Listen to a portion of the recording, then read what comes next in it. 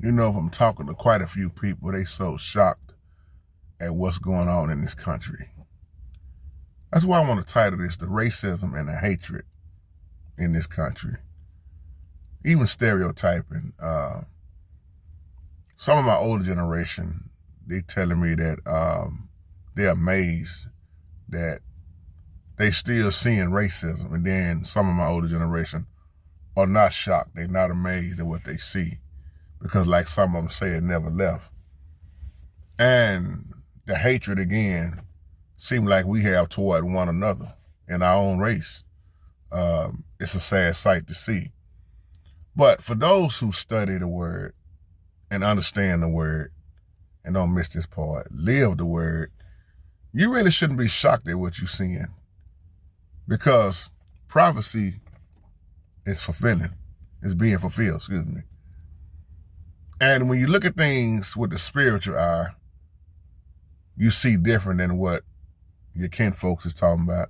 Me and Brother Dexter talked about this. You can't have conversations with everybody when you start talking spiritually, because they're gonna already think you're talking crazy. But I was listening to a guy on the radio the other day talking about how for him, he just didn't think they would take it this far with racism, especially with what you see going on with Donald Trump in office. That's why everybody can't take jokes. Comedians use racism a lot, but so many people get so offended when you start talking about racism. And our people had to laugh our way through a lot of things, press on through a lot of things. I mean, when you start talking about racism, being judged by the color of your skin or being stereotyped because you don't look like somebody else, well, the devil been using that from day one. But if you break it down, what color is sin? What color is love? See, some people were raised up, trained to hate the color of skin. Their parents didn't like it. They didn't like our color. But it's not just my race of people either.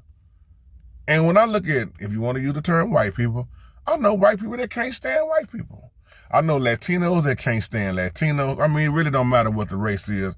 You see in those same races a lot of hatred toward one another. I'll never forget this one time when I used to work with this Latino guy. We was very close. I don't know what happened to him. He moved, I guess, to a whole nother state. But we would have those conversations like this. And he said, Jay, he said, my people ain't perfect either. He said, but we stick more together than black people do. He said, I never understood why, man, y'all so gifted, so talented, but y'all take each other out. Y'all won't buy from each other. He said, man, why you think in the penitentiary, because he did time, he said, man, we stuck with each other. He said, but black people just tear each other down so much. And y'all got the gifts, y'all strong, but y'all use y'all strength for all the wrong reasons. I never forget that.